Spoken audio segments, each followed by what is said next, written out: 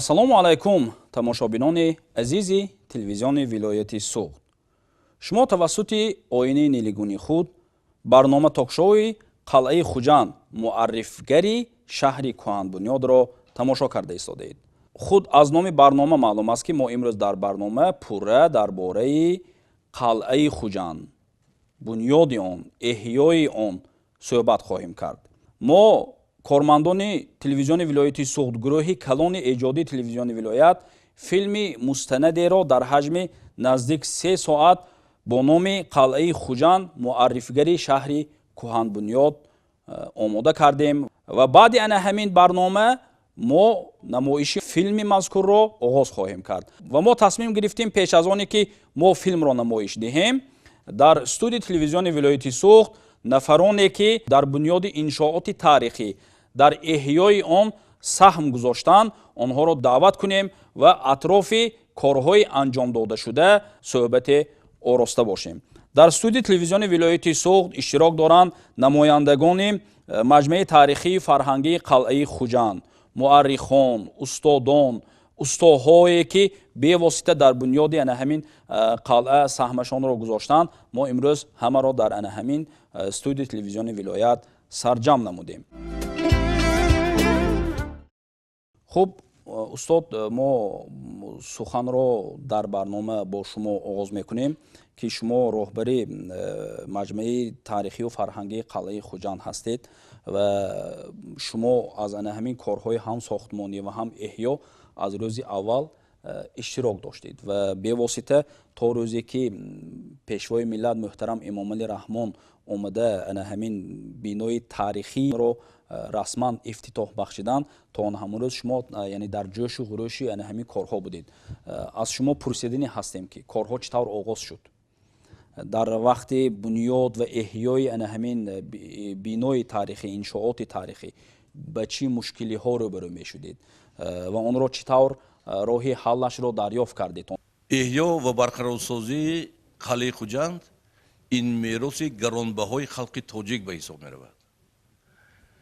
бо ибтикор ва дастгирии бевоситаи асосгузори сулҳу ваҳдати миллӣ, пешвои миллат, президенти ҷумҳурии Тоҷикистон муҳтарам Эмомалӣ Раҳмон, эҳё гардидани бисёр иншоотҳои таърихӣ дар қалъабаради ҷумҳурии Тоҷикистон ба кор расонида шуд ва дар ин навбат дар қалъаи Хуҷанд оғоз намудани эҳё гардидани ин қалъаи кӯҳандис барои мо як муваффақияти хеле ҳам бузург ба ҳисоб меравад.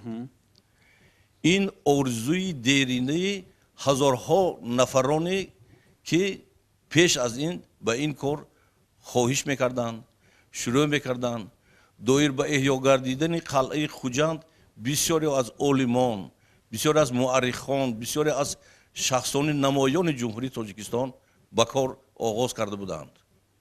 лекин хушбахтона оғоз аз он рӯзҳое ки гурӯҳи корӣ таъсис дода шуд ва ин гурӯҳи корӣ барои пешниҳод кардани фикру андешаҳо, барои консепсияи илмиро пешниҳод кардан гурӯҳи калони олимон, муаррихон, лоиҳакашон дар ин ҷо бевосита калон ки буд, ин корҳо аз ҳамин давр оғоз шуд.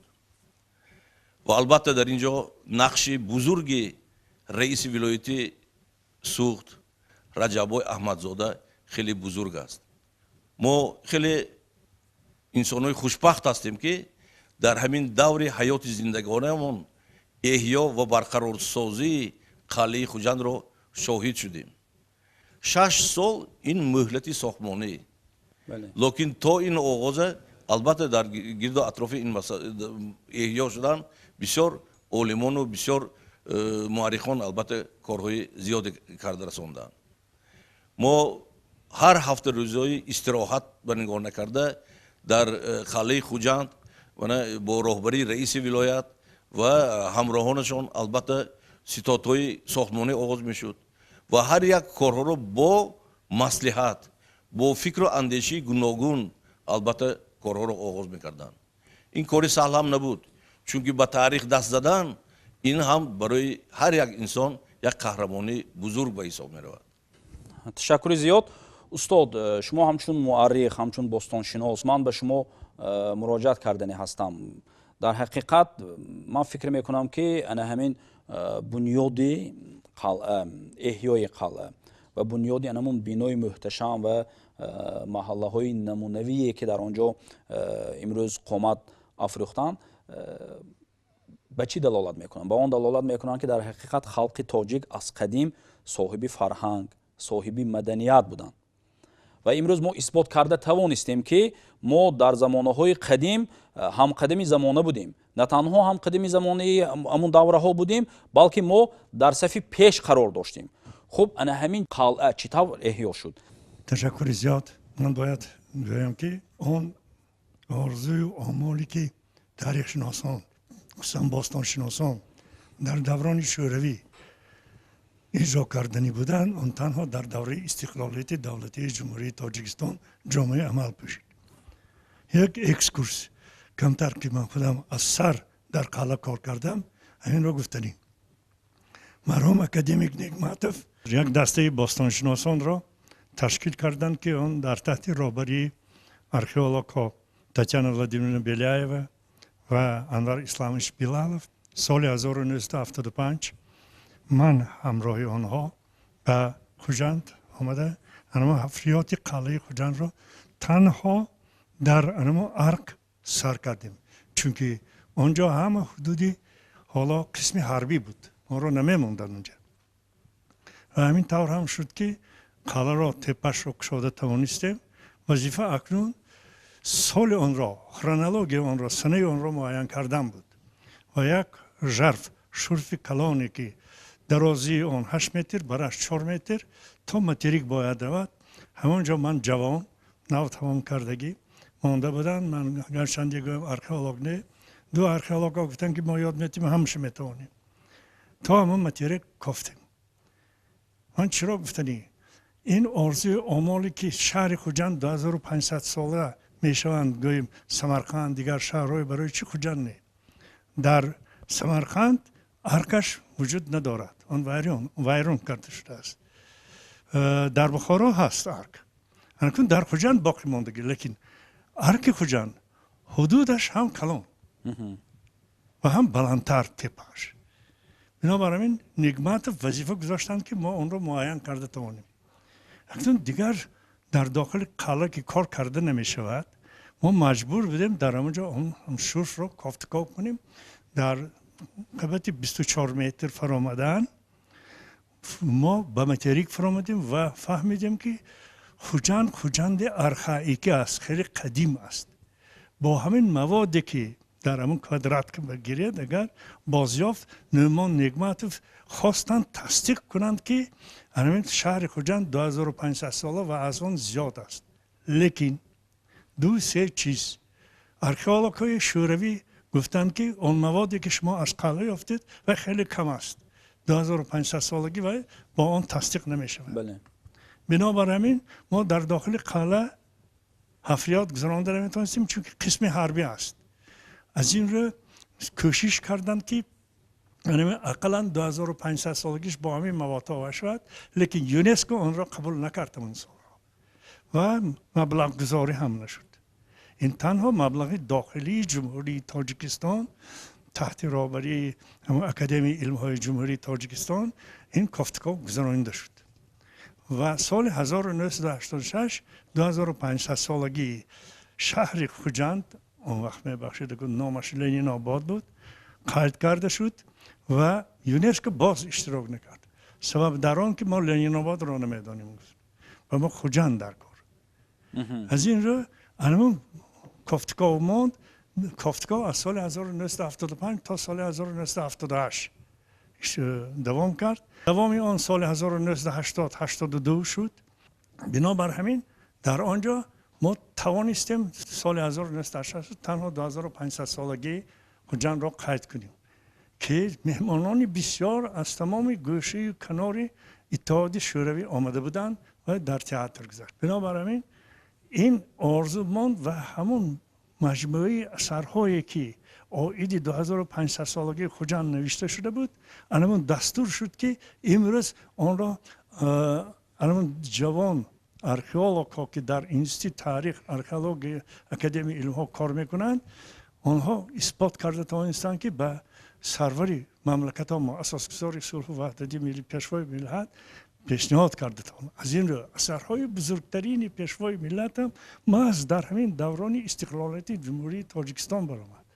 بله. ببینید اولینش تاجیکان در آینه تاریخ از ساسانیان تا سامانیان این به اساس نیست فرهنگ سالار اثر درباره پرزیدنت برآمدگیش لیکن من بعضی لحظه هایی که در این دوره شد گفته میگذارم مرحمت وقتی که ما بحث های زیاده رو میکردیم یکدیگر رو حتی رد میکردیم من حتی از دیرکتور آثارخانه منصور جان بایمتوف یک روز شنیده بودم که برای چی همیشه شما لایحه نوشتید این هیچی یافته نشده است ما چقدر کار میکنیم اومدی محله ها لیکن محله ها رو یک چند نفر پیشنهاد کردن مثلا غفور جان معلم ایشان و لیکن اکنون و لایحه‌اش نوشتن در که با چی ها ما مجهز میکنیم با چی ها جازانیده میشه این مرکب ترین چیز و خوشبختانه الان دوره ها باز از نو عمیق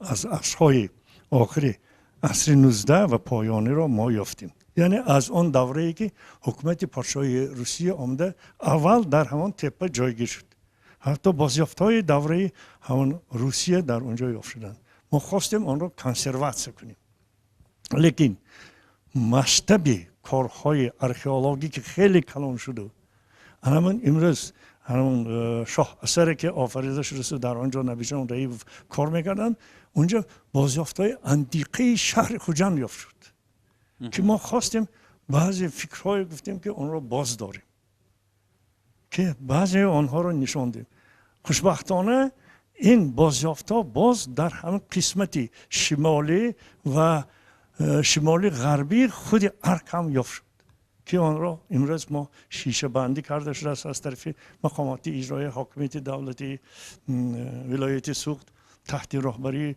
به واسطه خود رئیس ولایت جبار احمدزاده که خودشون رفته دیدن که حالت آن خیلی تباه است فرمان دادن که اون شد بنابراین امروز من پیشگی گفته میتونم که 3000 ساله شهر خوجند هست بنابراین ما گفته میتونیم فقط اون از نقطه نظری علمی یعنی یونسکو تصدیق کرده شود که اون 3000 ساله من همین آرزو دارم که همین چیز باید تصدیق کرده شده متخصصانی یونسکو آمده اون را تصدیق کنند خوب تشکر زیاد استاد در حقیقت شما در اینجا بسیار سخنهای را ذکر کردید که از سخنهای شما ما فهمیده میتوانیم که مردم تاجیک واقعا فرهنگ و مدنیتی بای داشتند و ما در حقیقت امروز نفران خوشبخت هستیم که در زمان صاحب استقلالی زندگانی کرده ایستادیم و یک راهبری دولت که فرهنگ دوست هستند و میخواهند که همین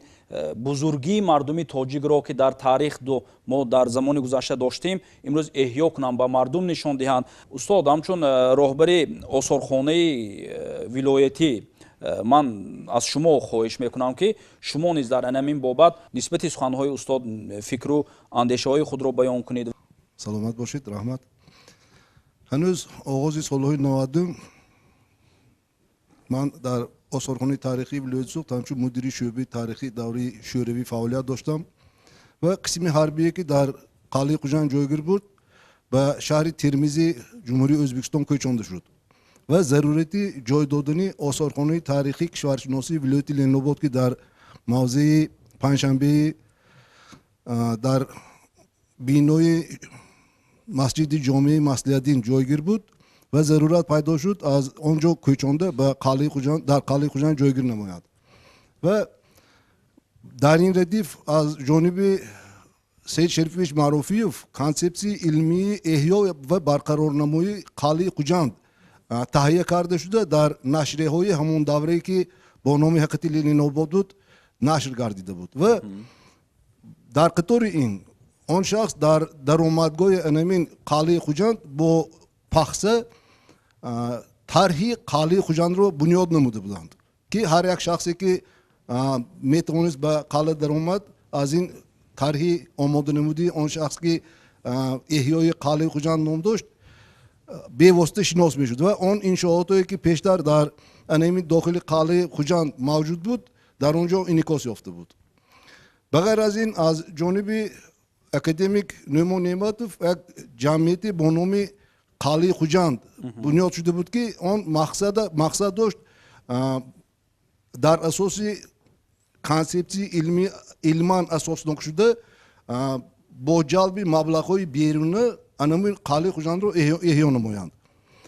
лекин бинобар он ки солҳои 1992 воқеаҳои дар шаҳри душанбе ба амал омада водор сохт ки ҳукумати ҷумҳурии тоҷикистон моро таъҷилан аз ин қалъаи хуҷанд барорад ва аз нав қисми ҳарбиеро дар ин ҷо ҷойгир кунанд. ба шарофати истиқлолияти давлати ҷумҳурии тоҷикистон бунёди азнавсозии қалъаи хуҷанд оғоз гардид ва дар бунёду азнавсозии ин қалъа чуне ки гуфтем дар ин ҷо бештар олимон муаррихон аз тарафи худ якчанд консепсияҳои илмиро пешниҳод намуданд. аз он ҷумла ҷӯрибек исомаддинов ҳамроҳи ҷӯрезода ҷамшед ҳиббулло як консепсияи илмӣ омода карда буданд, пешниҳод карда буданд. назирҷон очилич турсунов консепсияи илмӣ омода карда буданд, пешниҳод карда буданд ва он консепсия ки аз ҷониби маъруфиев саид шерифович омода карда шуда буд ба асос гирифта шуда аз ҷониби олимон анами консепсияи илмии эҳёи қалъаи хуҷанд ва бунёди он иншоотое ки дар дохили қалъаи хуҷанд бояд бошад омода карда шуд ва ҷиҳати бунёди он муҳаллили ҳунармандоне ки дар ин ҷо файзуллоев гуфта гузаштанд бевосита дар асоси назарияҳои илмӣ ва сарчашмаҳои илмӣ иқдом гирифтем ки дар аввала масъалае ки ба миён гузошта шуда буд дар дохили қалъа кадом иншоотҳо бояд бунёд шавад. аз ҷониби мо пешниҳод шуд ки дар назди ҳоким он шахсиятҳое ки бошанд ки шабурӯз дар назди ҳоким ҳастанд анамун биноҳои истиқомати анами шахсиятҳо бояд дар ин ҷо бошад. инҳо пеш аз ҳама мирзо котиб мегӯем, табиб, қозӣ ки қарор мебарорад ва ҳоким имзо мекунад ва яроқсозе ки бевосита бо сохтани лавозимотҳои ҷангӣ ва нӯкар мегӯем сардори лашкаре ки дар дохили дар назди ҳоким бояд бошад. анамин фикраҳо буд дар аввал, лекин сарҷамона ин масъалаҳо аз ҷониби шахсиятҳо ки дар берун аз кишвар анамин мавзеъҳоро дида фикру андешаи худро гуфтан иброз доштан лоиҳа омода карда шуд. ташаккури зиёд устод. дар ин ҷо ман аз устод ҷӯраев аз шумо пурсидинӣ ҳастам ки шумо низ бевосита дар бунёд ва эҳёи ҳамин қалъаи хуҷанд саҳми худро гузоштагӣ ҳастед. барои ҳамин бунёд эҳёи қалъаи хуҷанд маҳаллаҳои намунавӣ ба фикри шумо чӣ зарурат пеш омада буд? барои чӣ шумо ҳамин таклифу пешниҳодҳоро ба миён гузоштед? марҳамат. он чизе ки мо имрӯз аз таъриху фарҳангу маданияти бои тоҷик фахр мекунем, ман имрӯз фикр мекунам ки он чизе ки дар ин ҷо имрӯз инъикос шуду барқарор шуд, албатта барои шаҳри хуҷанд миллати тоҷик як ифтихори ҳаст. ман як чизро қайд кардани ҳастам ки солҳои охир баъд аз истиқлол албатта бо истиқлолияти ҷумҳурии тоҷикистон рӯз ба рӯз мо дида истодем ки ҳамчун давлати мустақил инкишофи ҳам илму фарҳангу иқтисодиёту сиёсат пешрафта истодааст ва он чизе ки мо дар қалъаи хуҷанд мебинем яъне боз як ифтихор барои мо тоҷикон он аст ки масалан мо мегӯем ки шаҳри хуҷанд 2500 ё 3000 сол шудааст ва дар ин ҷо ба ин солҳо албатта бисёр чизҳои санъати меъморию санъати гӯем тасвирию бис чизҳо аз байн мумкин рафта буд, лекин мо медонем ки таърихи бузург дорем. лекин имрӯз дар ин ҷо барои мардуми мо як чизе пайдо шуд ки аз ин фахру ифтихор мекунем ва пайдоиши ин албатта аз оғози кор агар нигоҳ кунем мо аввал вақте ки хонаи камоли хуҷандиро кардем ва давомаш бояд яъне дар қалъаи хуҷанд ҳам боз пешниҳодҳо бояд давоми мантиқии он бояд ки ҳамин маҳаллаҳои намунавӣ бояд бошад. дар ин ҷо як яъне гурӯҳи корӣ ки аз олимону таърихшунону бостоншиносону рассомону буданд ва пешниҳодҳои ҳархеле буданд мегуфтанд ки дар ҳақиқат بسیار موضوع کلان است، لیکن چیکار کردن در کار برای آدم امروز وقتی که شد ممکن برای آدم همه خیلی میتواند که خیلی این یگان چیزی وای ندارد، لیکن وقتی که جای خالی بود و چی باید باشد این چیزی مشکل بود. بله درست است. البته در بالا وای خانه هایی که بودن از طریق من استاد گفتن هست، لیکن موضوع وسیعی بود و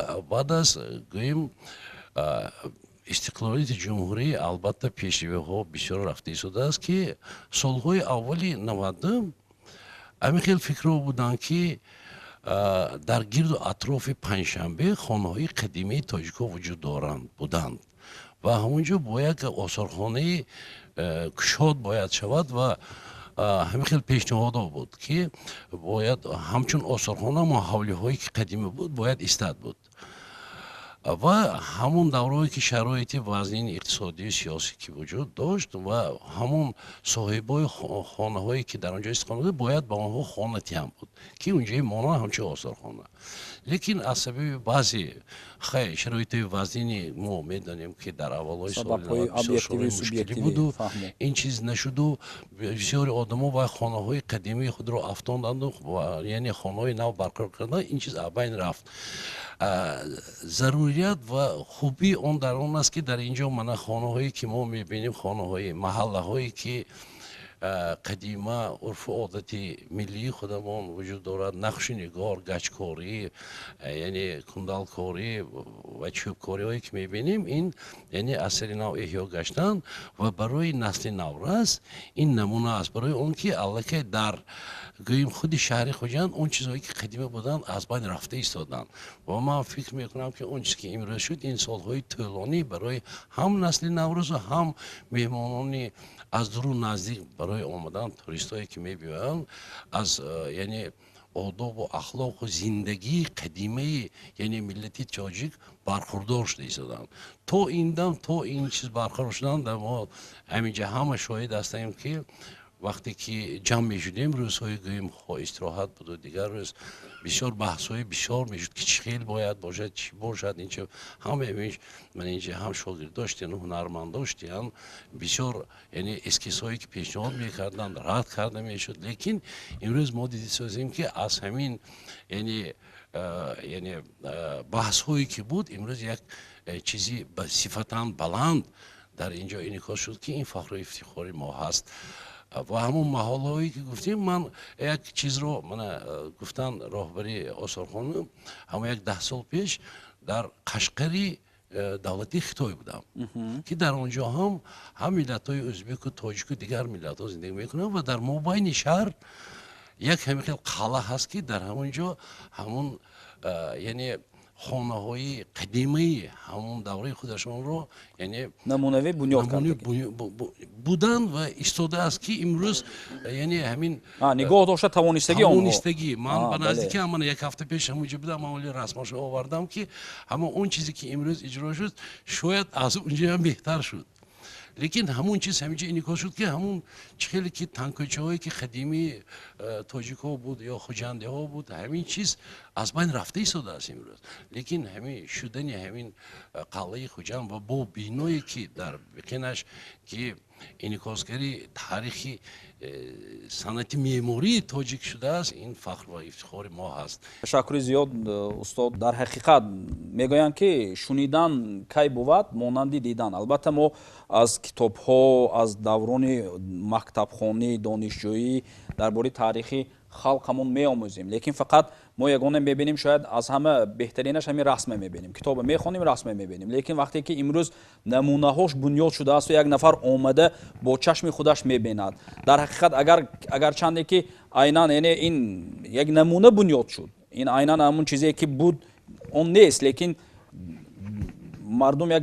با دستش میخپد یا با چشمش میبیند البته تاثیر اون دیگر خیلی میشود و میگوید که در حقیقت مردم ما مردمی با فرهنگ بودند، یعنی افتخار از گذشتگان خود به دل ساکنان کشور پیدا می شود. یا یک خارجی می آید میگوید که در حقیقت امروز ما تاجیکان چی فکر میکردیم لیکن در اصل آنها چی بودند.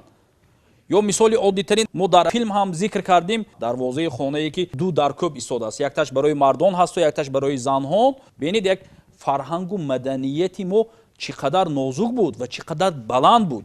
албатта ин фахри мо ҳаст, албатта ин ифтихори мо ҳаст ки мо мардуми ба фарҳанг будем.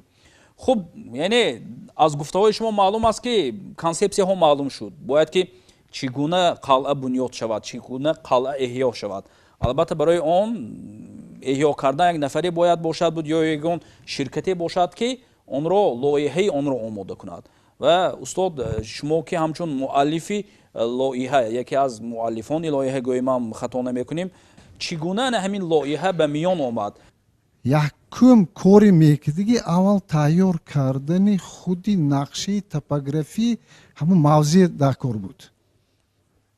ина якта худи ҳудуди қалъае нею бояд ки гиду атрофаш кити гирифта истода ҳамна мо баъд аз супориши раиси вилоят 18 гектар замина нақшаи топографӣ тайёр кардем. ин барои чӣ лозим буд? барои он ки муайян кардем гиду атроф чӣ ҳудуд дорад, яъне мардум чӣ хел зиндагонӣ мекарданд дар гирду атрофи қалъа, худи вай ҳудудаш чанд қадар, аз чӣ иборат, хатҳои муҳандисӣ зеризаминӣ, болии заминӣ чӣ хел гузашта истост, ҳамаш муайян кардан дар кор буд. ва аҳама асосиш ҳудуди деворҳое ки вуҷуд дошта, он иншоотҳои пеш аз вай сохта шудае муайян карда, сарғатиши муайян кардан дар кор буд. ҳамуна хай давоми вай ба иҷро карда истод. баъд сони ҳафриёти геологӣ гузарондем. то есть зери заминанда чӣ вуҷуд дошт? 16 шурфи дуруни ҳудуди қалъа гузаронда шуд. барои ин мо гапи росташ 6 маҳ заҳмат кашидем. ин аз замон рӯзе ки мана моҳи апрели агар ҳамун вай оғоз шудагӣ бошуду ҳамунҷанда супориши қатъӣ доданд ки ҳа мана институти лоиҳакашии филиали саниёз ҳамин корро оғоз кунад гуфта, баъд аз ин 6 маҳ баъд мо фақат маълумоти ибтидоӣ барои лоиҳакашӣ тартиб додем. баъд мо гуфтем ки аввал бояд ки кори ҳафриётӣ гузаронда шавад онҷо. ин хатман хурсандиовар аст ки раиси вилоят қарорашон кардӣ ҷорӣ кардану ҳар сол фалон қадар маблағ ҷудо карда шавад гуфта ҳамина таъин карданд. ман миннатдори худам ба ҳамаи он шахсоне ки ҳаминҷанда нишастиянд ва вақтшанда ёри амали худро додагӣ буданд баён мекунам. чӯ гуфтагинанд бевайҳо ин кор амалӣ кардан хеле душвор мешуд. як нафар наметавонад як хона бунёд кунад. ин қалъа эҳёяш як нафар ду нафар ки чӣ гуна мешавад? албатта ин кори дастҷамона аст. ташаккур. ҳазорҳо нафар шаҳри хуҷандба ҳар боре аз пешаш гузашта мегуфтанд ки унҷо чӣ шусост. умедвор буданд ки ҳамина дида метавонем натиҷаша гуфта.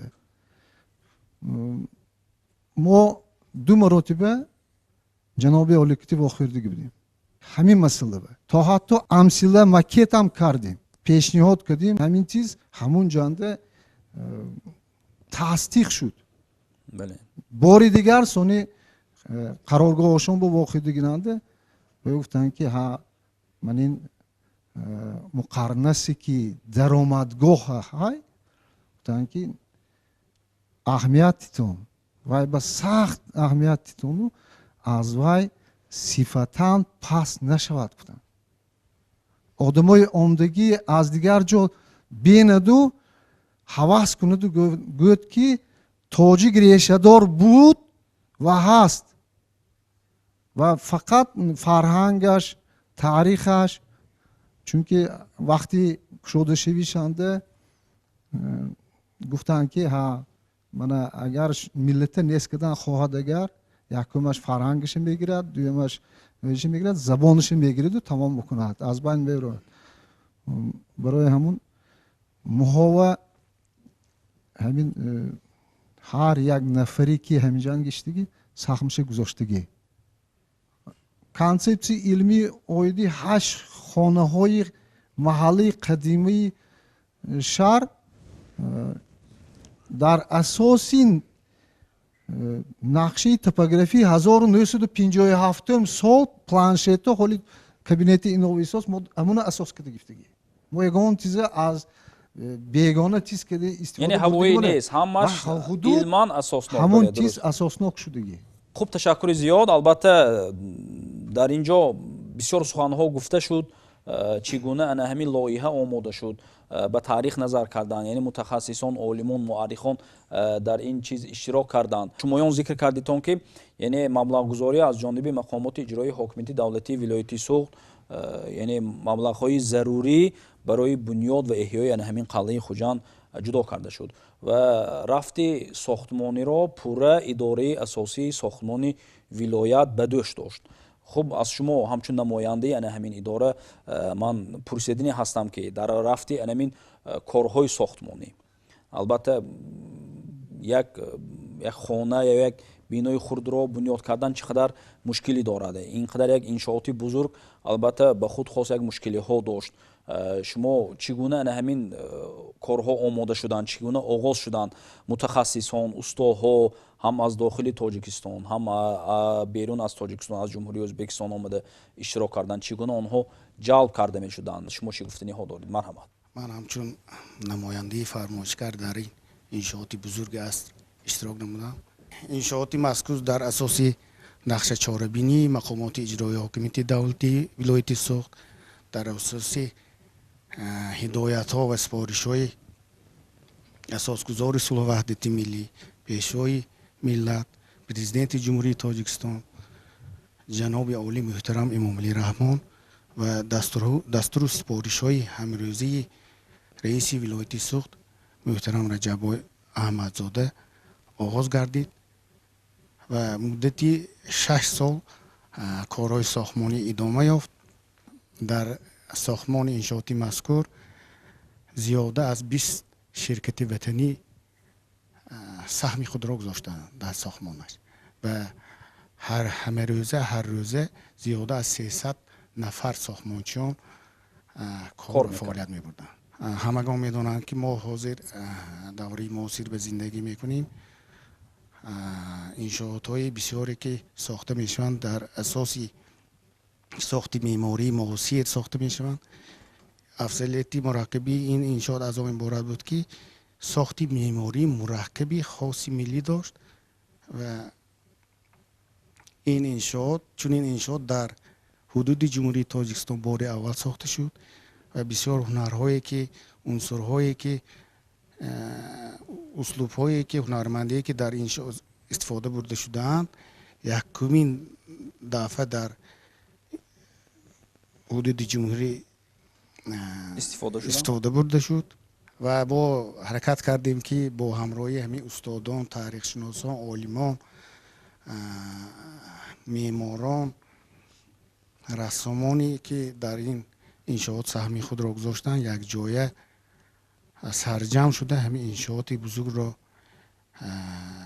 ба ӯҳдаи худ гирифта ба иҷро сохтмонашро ба анҷом расондем. хуб, дар ин ҷо шумо баён медоштед ки анамин масолиҳи сохтмоние ки дар бунёд ва эҳёи қалъаи Хуҷанд истифода бурда шудааст, аз куҷо ҳаст? аз дохили Тоҷикистон, берун аз он? ва дар анамин бобат чӣ супоришҳо, чӣ вазифагузориҳо ба дӯши идораи асосии сохтмони вилояти Суғд вогузор карда шуда буд?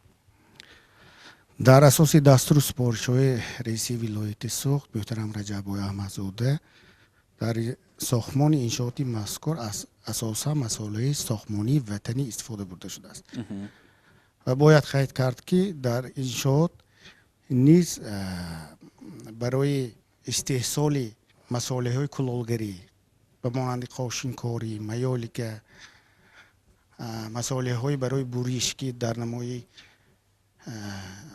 бинои осорхона истифода бурда шуданд истеҳсол карда шуд ва яъне истеҳсолаш дар дохили ана ҳамин қалъа яъне ба роҳ монда шуд, бале? дар дохили худи иншоот дар дохили қалъа ба роҳ монда шуд. мураккаби иншоот аз он иборат буд ки боз дар рафти сохтмон корҳои ҳафриётӣ бурда мешуд. вақте ки дар вақти сохтмон ягон дастовардҳо, ягон экспонатҳо дарёфт карда мешуд, сохтмон боз дошта мешуд аз тарафи олимон, مؤرخان متخصصان تاریخشناسان یعنی این کار شما رو باز مشکل تر باز میکرد مشکل تر میکرد و با سبب اساسی آن همین بود که مابین عالمان تاریخشناسان بحث های زیاد فکر و عقیده های بسیار بود نقطه گذاری های بسیاری میشد که خیلی یک ساختمانچی ها ما خودمون که این هنرهای اکنون یکم دفعه دوسیگ بودیم در حدود در انشاءات های حاضره برای همین بحث های زیاد میشد ساختمان باز داشته میشد چندین باره کارها از نو ساختمانش به اجرا رسانده میشد برای من یک ساختمان بسیار هم دشوار بود یعنی عصبتان هم خراب کرد و این بنیادی خاله لیکن در حقیقت چخیلی که گفتن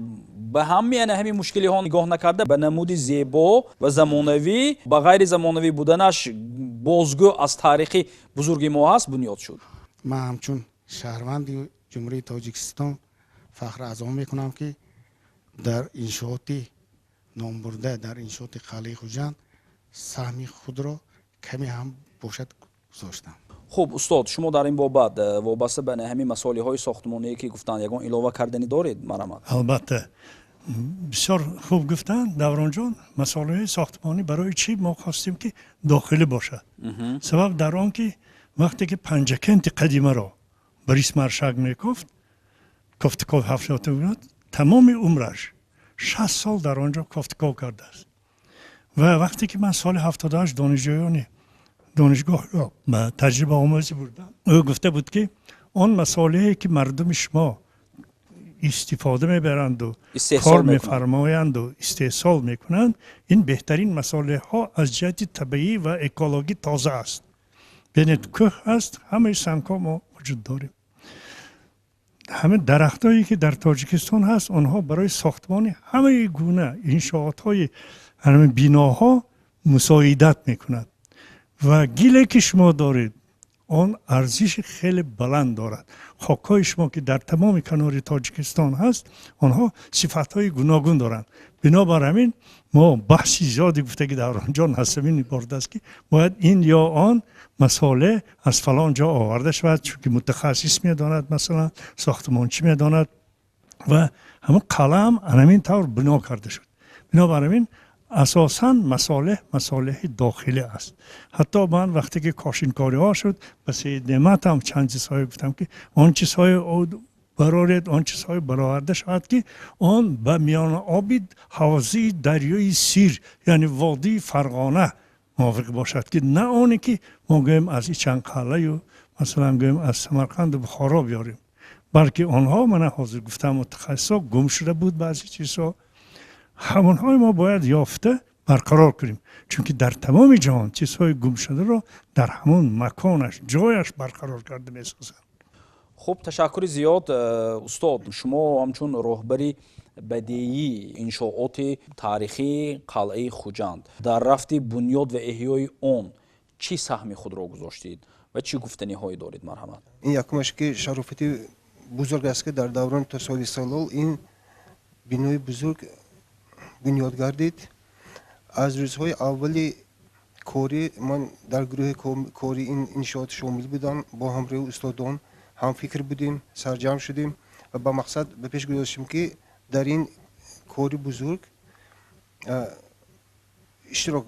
شرکت ورزیم البته هر یک کار با نقشه ها و هدف ها سر می شوند هدف اساسی ما که در اینجا این اسود نمودن معرفی نمودن و تربیت نمودن جوانان در روحیه همین صنعت ملی خود ما بود نقشه اساسی می باشد در اون نقشه بود که سرجم نمودن بهترین رسامان ایجادکاران ولایتمان برای سرمایه‌گذاری برای آبادانی این قلعه خوجند بود اویده این مسئله با اشکال که استاد تاکید داشتن باید که کارهایی که میشتی باید با جهت تاریخی بدیعی و علمی باید که جوابگوی باشن وقتی کارهای من این محله های کنه سر شدن چخیل که من یوزو در اونجا دعوت نمودم که بینید معلم اینجا چه کارها رفته دیدم که روی نقشه بلندی خانه ها 3 متر یا برای واسه جفت رفتگی فهمیدیم که کارها با طلبات اقدام ملی ما جوابگو نیست کار ما داشتیم با آموختن دیزای علمی اسلوب های шифтҳои ҳавлиҳои хуҷандӣ омӯхтем. ба устод мана эшону масъудҷон чанд адабиётҳое додан, омӯхтам. мана дидам ба қасри арбоб рафтем, ба ҳавлиҳои маҳаллии кӯҳнаи хуҷанд рафта омӯхта дидем ки вай бояд ки накамаш беш 4 метр баландӣ дошта бошад.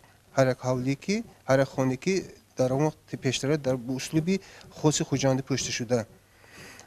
фаҳмидем ки он иборат аз арақа, шарафа, мегӯянд инҷанда занҷира, мисол нова мегӯянд, инҷанда болор мегӯянд, вобаста амин чизи илмӣ ки сохта шуда ороиш дода мешуданд. инро мо ҳам ҷиҳати илмиша омӯхтем, ҳам ҳаҷмашро омӯхтем ва ҳамон услубҳое ки ба шаҳри хуҷанд хос буд омӯхта. агар ба ҳамон ҳавлиҳои кӯҳна назар афканем, ҳар як ҳавли он хос ба худаш ороиш дода шудааст. ман назар дорам корҳои чӯбкори онро. албатта мақсади дуюм мо ин сарҷам намудани рассомон, эҷодкорон, наққошон, қандакорон беҳтарин буд. ба ин кор ҳам мушарраф гаштем. беҳтарин устодони вилояти Суғд мо дар инҷо сарҷам намудем. ҳар рафти ба онҳо як фазои озоди эҷодӣ дода шуд ки саҳми худашонро бо тамоми ҳамон ҳунарҳои худ барои ояндаи худ, барои маърифӣ кардани санъати болои худамон пешниҳод намоянд. ман дар тӯли мин солҳои зиёд ман албатта бо ҳамаи устодон ҳамкорӣ кардам, устодони хеле бузурги даврони худамо ки албатта дар инҷо корҳое шуд ки барои ояндаи халқи мо як намуна аз ҷиҳати илмӣ ҳамаш ҳамонҷо ҷавобгӯ мебошад, аз ҷиҳати нақшнигор бошад ҳам устои варзида меҳнат кардан, ҳамаш ба талаботҳои бадеӣ ҷавобгӯ мебошанд. ҳамин агар мисол гирем толоре ки дар инҷо нақшнигор шудааст, дар шифти он ки мана устоди варзида Ахмедов Иномҷон наққошӣ карданд, ҳамон чӯбкори онро дар моли 2 моҳ ангори онро ман омода набудам. чунки толори бузург буд, бояд ки ҳашамати хоси миллии худро доштанаш лозим буд. ҳамин шифти толори наққошӣ ва толори кандакорӣ низ бо ҳам монанд аст, лекин аз ҷиҳати ки илмӣ мегӯем, тақсимоте ки дар онҷо мерад, ҳамаш ба талабот ҷавобгӯ мебошад. агар гирем мегӯяд ба бинои берин, ин ҳам аз ҷиҳати бадии нотакрор мебошад, чунки ин хел бино дар тамоми ҷаҳон нест. чунки мо агар бо биноҳои мисол Самарқанду Бухоро агар назар афканем, онҳо бо як намуна, бо як услуб онро иҷро намудагӣ. дар инҷо мо як 4-5 намуди услубро бо ҳамҷоягӣ ба як композитсия даровда биноро мисол мана пешниҳод намудем. дар инҷо мо нақшҳои ислимӣ мебинем, нақши гирев мебинем, нақшҳое ки бо бахши кошинкорӣ шудааст, ҳамаша дар як композитсия ҷойгир намуда ки ҳамин ҷиҳат ин биноам мо гуфта метавонем ки нотакрор аст. дар таърих як намуни барҷаста гуфтан хато намекунем. албатта хуб, ташаккури зиёд. дар инҷо мо бисёр ҳам дар бораи таърих ва ҳам бунёди он эҳёи қалъаи Хуҷанд сухан кардем. акнун ман мехостам дар вобаста ба намои бинои асосӣ ва нақшҳои он сухан карда бошем ки шумо устод ҳамчун муаллифи ана ҳамин намои бинои асосӣ ва нақшҳои он ҳастед. чӣ гуфтаниҳо доред? дар кадом асос ё ин ки дар такя ба кадом сарчашмаҳо нақшҳои он дар намои бинои анами асосӣ гӯем офарида шудааст? марҳамат. композитсияҳое ки мо дар ин бинои асосӣ ҳал намудем, ин асосан аз чихеле ки Абдураҳим гуфтанд, асосан аз 3 намуди нақшҳо иборат буд. ин кошинкорӣ, гиреҳ ва ислимӣ. вақте ки мо бинои асосиро бо ғишти пухта ҳал намудем, онро барое ки ошно сохтани бо ғишт, ошно сохтани нақш, мо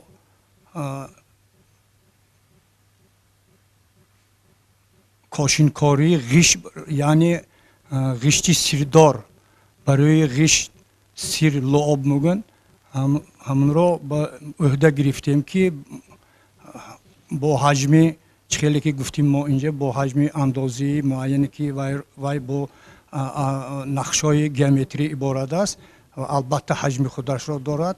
мо талаб кардем ва онро барои мо дар ҳамин қалъаи Хуҷанд ки пешкаҳои калон бо роҳбарияти давлатомо сохтан ба мо бо ду ранги асосӣ ки ғишои сирдор бо ранги лоҷувар ва бо ранги фирӯзӣ буд ба мо тайёр карда доданд.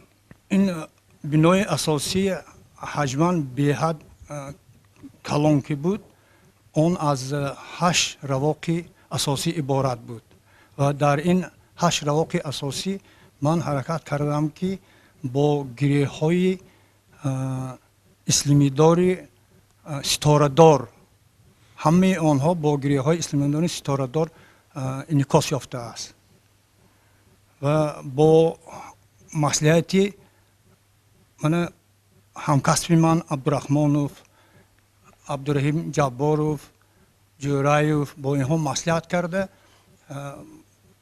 нақшҳоро ба иҷроиши кор медодем. ман хаёл мекунам ки ин корҳо ҳамчун мактаби миллии тоҷикона ба хиёл мекунам ки нағз баромад ва он як кори беҳтарин шуд. хуб, ташаккури зиёд.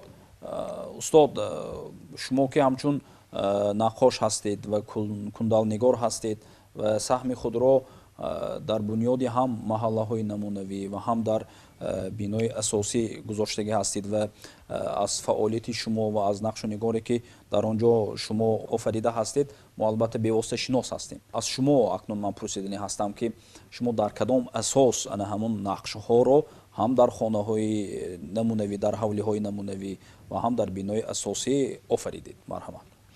ба мо супориш доданд ки мо ҳамин маҳаллаҳои қадимаҳоро, хонаҳое ки дар ин маҳаллаҳо сохта шуда буд, тарзи наққошии қадимаи тоҷиконаро нишон диҳем. ва мо ба тасмим гирифтем ки бо ҳамроҳи ҳамкорон ин корҳоро сар кардем. дар ҳавлии наққош ва ҳавлии оҳангар ба мо супорда шуда буд. мо ҳамина аз ӯҳдаш байни 1 сол мо ҳаминҷа тайёр кардем, чунки дар ҳар ҳавлиҳое ки қадима пештар буд, дар ҳамаи ҳамин нақшу нигорҳо буд. тамоме ки корҳое ки васиҷуфт буд, дар он ҷо нақшу нигораш буд. мо ҳамиҳоро ҳамаша сохтем, нишон додем ва пас аз он ба мо супориш доданд ки толори асосии толори бинои асосии ин толори илми адабиро ҳам наққошӣ ва кундалкорӣ кунем. наққошӣ ку дар ҷояш мешавад, лекин кундал дар ҷояш намешавад иҷро карда. мо ҳамин масъулият гирифтем, як кори вазнина ба худ гирифта шумо гирифтему ҳамин тамоми кундалкориҳое ки дар он ҷо 70% ин сақфи бино, ҳамин толори асосӣ аз кундал иборат аст. ин кундал яке аз санъатҳои қадимаи тоҷикон аст ки баромадаш асри 15 аст. мо ҳамина сохтем. якумин бор дар васаҷуфти қадима мо кундал истифода бурдем. анакунун бисёр мушкилиҳо буд. тамоми нақшҳои кундалие ки дар он ҷо шудааст, ҳамаша мо дар поён тайёр карда бар рӯи фанера ҳамҷо сақф васл мекардем ки мо дидем ки як чизи аҷоиб баромад. ҳам зебо ва ҳам боҳашамат ва аз ҳама муҳим бозгоҳи таърих аст. бозгоҳи таърих аст ки барои масалан замони имрӯзӣ хеле муҳим аст. хуб, ташаккури зиёд устод.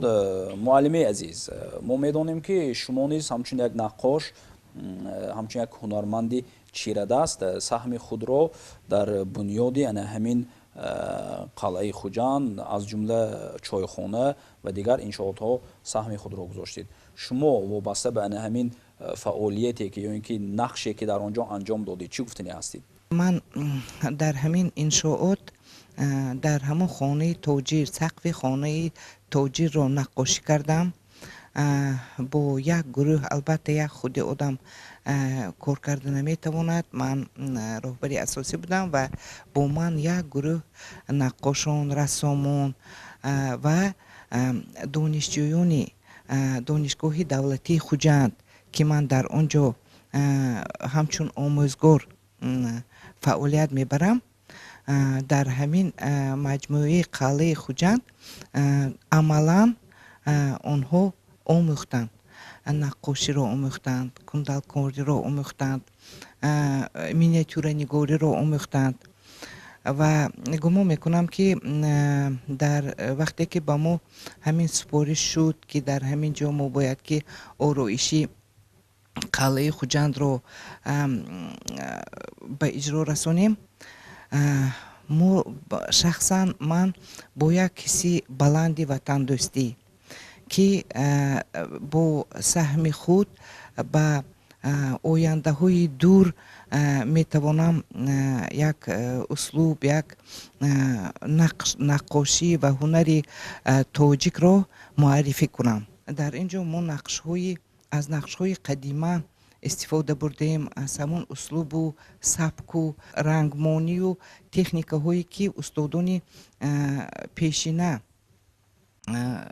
استفاده می بردند اون رو آموختیم، لیکن همه اون نقش و نگاری که ما در اونجا ثبت کردیم البته این با اسلوب خاصی خود هر یک هنرمند خاص می باشد و در همون چایخانه ای که در قلعه خوجند است سقف آن رو و آن مینیاتور هایی که من رهبری کرده آن رو اجرا نمودم، این هم از یک چند نمودی هنرهای مردمی رو به یک جویه کرده آن رو انشا کردن بود و گفتنی هستم که البته رسام یک صنعت خاموش دارد.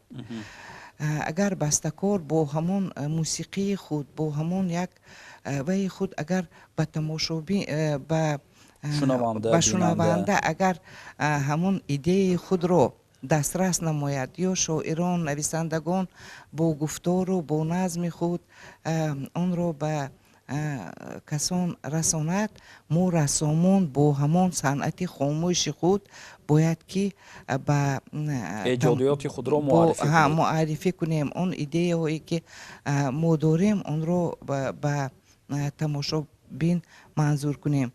و در آخر میخواهم گفت که تشکر بی اندازه که امروز در دوران استقلالیت ما امکانیت تاجیکان، امکانیت همین خیل بنیادی همین خیل انشاءات ها هستند که اون در دوران شوروی به خیال آوردن هم مشکل بود. وقتهای آخر 3 سمینه کار میکردن، 3 سمینه کار میکردن، لیکن گفتنی هستم که هیچ کس مانده نمیشد، چون که هر یکی ما رو همون حسی بلندی وطن دوستی ما رو یک جایه میکرد. تشکر زیاد. شما رو با نام استاد صالح میشناسند و انا همین دروازه های قلعه خوجند رو با یک کسبیتی عالی آفریدید، بنیاد کردید و در آنجا نصب کرده شده است. من همچون استاد دوریدگر کندکار بسیار سربلندم و خوشنودم و به آرزوهای دیرینه‌ام رسیدم برای آنکه در همین قلعه بزرگ شهر خوجند نقش دستانه خود را با همراهی اهل عائله و شاگردانم گذاشتیم.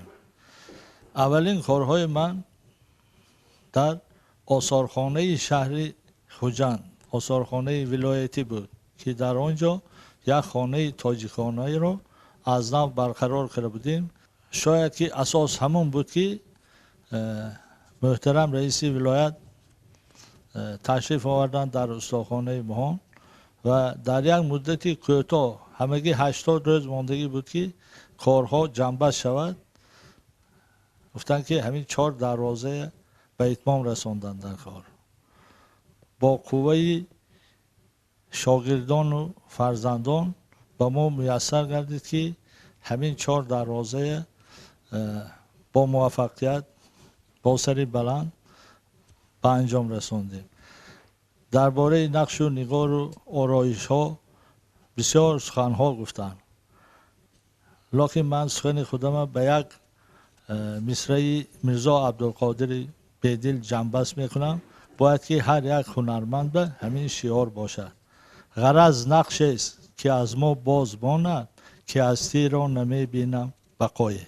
معلم عزیز، ما در حقیقت باخبر هستیم و در رفت آماده کردن دیگر برنامه ها وابسته به بنیاد و احیای قلعه خوجند چند بار نیز از فعالیت شما بیواسطه در همون قلعه با شما همصحبت شده بودیم. در اینجا شما بیواسطه امروز که در برنامه ما اشتراک دارید، چی گفتنی ها دارید؟ من همچون رسم هیکلتراش سهم خود را در بنیاد انشاءات بزرگ قلعه خوجند نیز چی کردم؟ گذاشتم. در اصرخانه نوبنیاد قلعه خوجند در تالار استقلالیت انگاره برجسته باریلیفی که در تاریخ تاجیکستان یکمین مرتبه شده ایستاده است. 3 سال در اونجا کار کردیم. از سال 2021 اسکیسو کردیم. چقدر اسکیسو کردیم. من استاد جوراف نسبیشون و متخصصای همین ساحه مصلحت ها گرفتیم. بسیار مشکلی های زیاد که دچار کردیم. غیر از ایجاد کردن انگاره کاربری های سخت رفتن دشوار بود. خیلی که گفته شدن در اینجا نه سردی هوا نه چی گرمی گفته ما در اونجا بسیار کار کردیم. لیکن من افتخار دارم که سهم خود را همچون جوان دوران صاحب استقلال رسم هیکلتراش گذاشتم. من نیز تصمیم گرفتم که در آثارخانه همین تاریخی قلعه خوجند یک اثری بزرگی خدامان را سهم گذاری کنیم. نگفته نمانم که این اثر اسلوبی گوریلیف می باشد. این اسلوبی گوریلیف در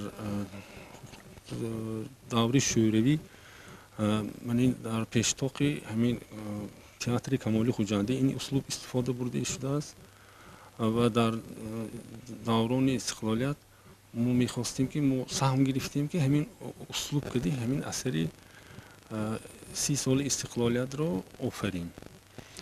اثری من از اعلامیه استقلالیت سر می شود. سال 92 که اعلامیه استقلالیت برآمده است.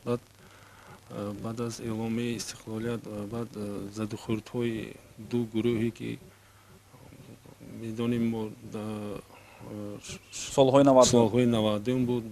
بعد از اون مرکزی اثری من 16 سیسی تقدیر ساز می باشد و با کانستیتوسیایی سرقانونی جمهوری تاجیکستان اثری من به اتمام می یابد. من همین اثرم را با همین اسلوب گوریلیف اجرا کردم. تشکر زیاد معلم عزیز. شما همچون کارمند مجمع تاریخی فرهنگی قلعه خوجند سهمتان را در جهازانیدن همین تالارهای باهاشمت و بینای باهاشمت گذاشتگی هستید. شما در وقت جهازانیدن آن در اساس کدام سرچشمه ها یعنی آرایش کردگی هستید؟ آرایشات رو در همون تالارها گذاشتگی هستید؟ مرحبا. در اصل امروز قلعه خوجند یک مکان زیبای آباد معرفیگری تاریخ و فرهنگ ملتی تاجیک تبدیل گردیده است. وقتی که سال 2018 کارهای ساختمانی آغاز گردید، در برابر کارهای ساختمانی گروهی کاری برای جدا نمودن تالارهای نمایشی، حولیهای هنرمندان و همچنین جهازانیدن تالارهای نمایشی تأسیس داده شده بودند که بنده نیز به این گروه های کاری شامل بودم. از جانب عالمان، مورخان، متخصصان ساحه لایحه های کانسپسی های علمی پیشنهاد کرده می شد و هر هفته وقتی که سیتاد برگزار می گردید آن بررسی می گردید. فکرها بسیار بودند، همه мекушид толорҳо чунин зебо бо шаҳомат оро дода шуда бошад ки дар ягон осорхонаҳои тоҷикистон чунин толорҳо набояд бошад. бинобар ҳамин ҳама фикри худро пешниҳод менамуд. ҳафтае як ақидаро тасдиқ мекардем. вақте ки гурӯҳи корӣ дар давоми ҳафта адабиётҳои иловагиро аз худ мекарданд, фикру ақидаи онҳо иваз мешуд, боз иловатан ба он фикру ақидаи дигар илова карда мешуд. дар анҷом бо пешниҳоду фикру ақидаи олимон, муаррихон, толорҳо тақсим карда шуд ва аз ҷониби устодҳои моҳири забардасти вилояти Суғд он орову таҷдид кардид ва медонед устодҳо ҳатто он ороишоте ки истифода бурданд ки дар солҳои охир дар рафти корҳои ҳафриётӣ дар ҳудуди қалъаи Хуҷанд дарёфт гардидаро низ он нақшу нигорро дар рафти корҳои ороишоти худ истифода бурданд ки онро олимони дар ин ҷо буда пешниҳод намуданд. вақте ки корҳои ороишотӣ ба анҷом расид, масъалаи дигар масъалаи ҷиҳозонидани толорҳои намоишӣ ба миён омад ва бевосита бо дастгирӣ ва маблағгузории мақомоти иҷроии ҳокимияти давлатии вилояти Суғд, бевосита раиси муҳтарам Раҷаббой Аҳмадзода аз шаҳрвандони шаҳру навои вилояти Суғд ашёҳои баландарзиши тарихӣ ҷамъоварӣ ва харидорӣ карда шуд ки минбаъд дар толорҳои намоишӣ ва ҳавлиҳои ҳунармандон ҷобаҷо гузошта шуд ва ҳатто гурӯҳи корӣ барои сайқал додани таҷрибаи худ ба давлатҳои хориҷа низ сафарбар карда шуданд ва дар анҷом вақте ки толорҳои намоишӣ ҷиҳозонида шуд, ҳар яке мекӯшид ин толорҳо бо шукӯҳу шамоҳомати зиёд оро дода шавад ки аз ҷониби пешвои муаззами миллат ба ин меҳнати ҳар якояки мо ки дар ин ҷо нишастаем баҳои баланд дода шуд ва пешвои муаззами миллат дар рӯзи ифтитоҳ як нуқтаи муҳимро иброз намуданд ки қалъаи навбунёди имрӯза барои тарбияи ҷавонон дар равияи ватандӯстиву хештаншиносӣ бисёр саҳми арзанда мегузорад. зеро вақте ки имрӯз ба ҳудуди ба дохили қалъаи Хуҷанд ворид мешавем, он шукӯҳу шаҳомат, он санъати волоро мебинем, дар қалби ҳар як шахс ҳисси ватандӯстӣ бедор мешавад ва ифтихор аз он мекунем ки мо насли чунин як миллати кӯҳанбунёд ки тарихи ниҳоят воло дорад ҳастем. ташаккури зиёд устод. мо медонем ки шумо дар офаридани нақшу нигори ҳавлиҳои намунавӣ дар қалъаи Хуҷанд саҳми худро гузоштед. шумо низ ба бинандагон иброз медоштед ки он нақшу нигорҳоро аз кадом сарчашмаҳо офаридед, биноан ба кадом сарчашмаҳо офаридед ва он бозгӯи чӣ аст? марҳамат. ҳаракат кардам ки нақшҳо бо услуби нақши хуҷандӣ иҷро шавад. чӣ тавре ки мо медонем ҳар як ноҳия услуби хоси худаша дорад. аммо хостам ки хел устодои пештари мо аз услуби ҳамон хуҷандӣ истифода мебурданд. ҳамон нақшҳоя ҳаракат кардам ҳамон хос ба ҳамон хуҷандӣ. албатта ба фикрам имрӯз хулоса мекунам ки ҳамон мақсадое ки дар дил доштам ҳамин ҷомеъ амал пӯшид. ин албатта хурсанди ҳамин ки ин қалъа барои мо барои эҷодиёти мо мисол як роҳ ё як ва як шод ки албатта ин шод мегардам ки шогирдҳоям агар гуфтан мумкин ваҳоям ярӯз таърих мешавад баъд аз чандин сол мумкин ягон бо объекти калонами шогирдҳои худомоям иҷро мекунаду мегӯяд ки ҳамин хел мо ҳам қалъа дида ё вайкадик будем боин ки ҳамин хел ман чӣ хел орзум ба ристагим боин даври бачагим боин ҳамин хел гумон мекунам ки махтаб мешавад оянда шогирдҳо. саломат бошед. хуб, ташаккури зиёд. акнун мо медонем вақте ки ба толорҳои анамун бинои боҳашамат ворид мешавем, фарш бо як услуби хос сохта шудааст, бунёд карда шудааст ва мо медонем ки шумо ҳамчун як ҷавони даврони соҳиб истиқлолӣ ба ҷавониятон нигоҳ накарда имрӯз як соҳибкасб ҳастед, мутахассис ҳастед ва фаршҳои анамун толорҳоро бунёд кардагӣ ҳастед. хуб тарзи бунёди ана ҳамун чӣ тавр сурат мегирад? марҳамат. яке аз ҳунармандоне ки саҳми худамро дар толори бинои асосии илму адаб қалъаи Хуҷанд гузоштам. аз аввал оғози кори мо аз 2020 сар шуд. аз аввал мо якчанд намуд эскизҳоро пешниҳод кардем ба олимон. олимон интихоб карданд эскизҳои моро. баъд барои ҷамъ намудани маводҳо ки маводҳои мо аз чанд давлатҳои хориҷӣ мебошад, аврупо, русия, африко, аз ҷазираҳо мебошанд, ҳамашро ҷамъ карда дар муҳлати 1-2 сол ҷамъ карда баъд корро сар кардем ва муҳлати насб кардани он дар қалъаи Хуҷанд 2 моҳ мебошад ки мо дар ин муҳлат онро насб карда иҷро кардем корро. хуб, ташаккури зиёд. ман фикр мекунам ки қариб ки тамоми самти фаъолияте ки дар қалъаи Хуҷанд иҷро гардид ва қалъаи Хуҷанд бунёд гардид, дар ин ҷо мо суҳбат кардем, мавриди баррасӣ қарор додем. дар охир ҳамчун омири кулли маҷмӯи таърихӣ фарҳангии қалъаи Хуҷанд шумо чӣ гуфтаниҳо доред? марҳамат. бале, ба ҳар коре ки ҳиммат баста гардад, агар хоре буд гулдаста гардад.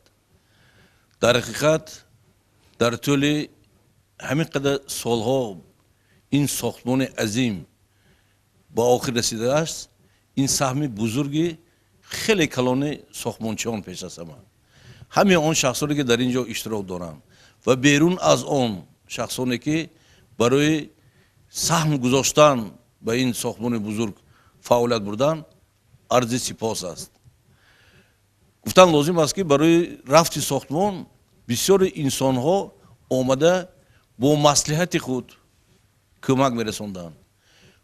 аз маҳаллаҳо омада маҳаллаҳоро дида фикру андешаашонро баён мекарданд, то он ки устоҳои мо ҳамун андешаҳоро ба назар гиранд.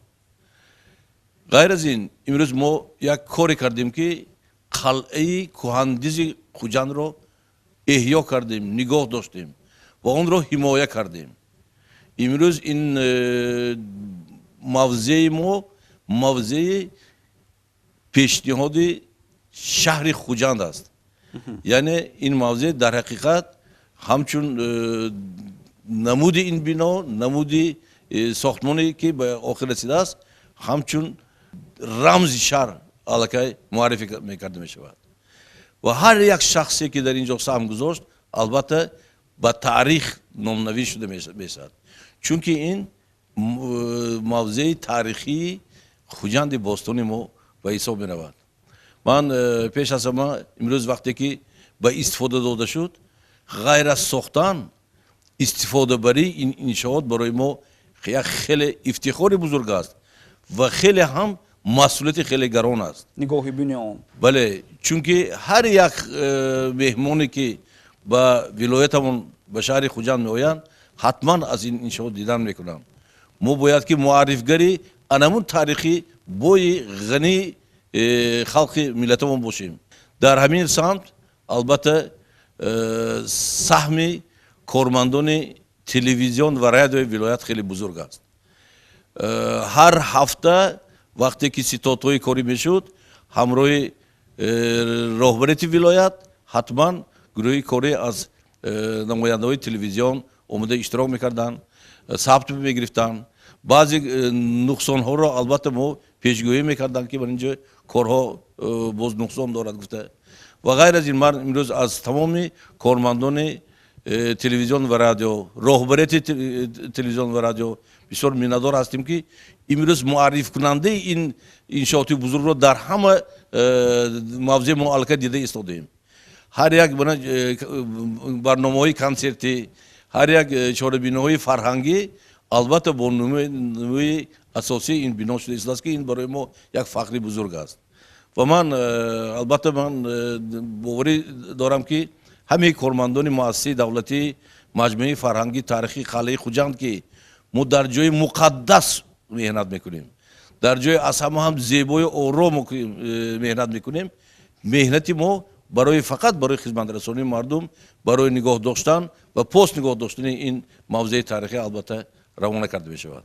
ташаккури зиёд устоди азиз. албатта дар ҳақиқат имрӯз дар ин як суҳбате ки мо оростем бисёр суханҳо вобаста ба бунёд ва эҳёи қалъаи Хуҷанд гуфта шуд. нозукиҳои кор, он мушкилиҳое ки сохтмончиҳо, он мушкилиҳое ки устоҳо, муаррихон барои бунёди ва эҳёи ҳамин маҷмаи таърихӣ саҳмашонро мегузоштанд, ба ҳами ҳамин мушкилиҳо нигоҳ накарда онҳо фаъолияташонро идома медоданд ва дар натиҷа дар ҳақиқат мо дида истодаем ки як бинои муҳташам, як иншооти таърихӣ ба маънои томаш бунёд гардид ва мо як нафари камтаринро имрӯз дар студии телевизион ва радиои вилояти Суғд ҷамъ кардем. дигар садҳои нафар онҳое ки дар бунёди он саҳм гузоштанд, албатта имрӯз дар инҷо мо ҷамъ карда натавонистем. барои ҳар як ҳам сохтмончӣ, ҳам муаррихон, ҳам олимон, ҳам устоҳо, ҳар нафаре ки як ба таври кӯчактарин саҳми худашро барои бунёд ва эҳёи ҳамин маҷмаи таърихӣ гузоштааст, албатта мо низ арзи сипоси худро баён медорем ва дида истодаем ки ин як кори бузург шудааст. мо бо ин барномаро сабт кардан ва бо филме ки омода ҳаст барои пахш, мо тамоми ин корҳоро намоиш дода наметавонем ва албатта мо кӯшиш мекунем ки дар оянда боз дигар филмҳои мустанадро сабт карда пешкаши тамошобинон гардонем. акнун филми таҳия кардаи мо омодаи пахш аст. мо баъди анҷоми ҳамин барнома бевосита ба пахши филм оғоз мекунем. бинандагони азиз, дар ҳамин ҷо барномаи токшоу қалъаи Хуҷанд муаррифгари шаҳри кӯҳанбунёд ба охир мерасад. бо барномаҳои телевизиони вилояти Суғд бошед. хайр то барномаҳои оянда.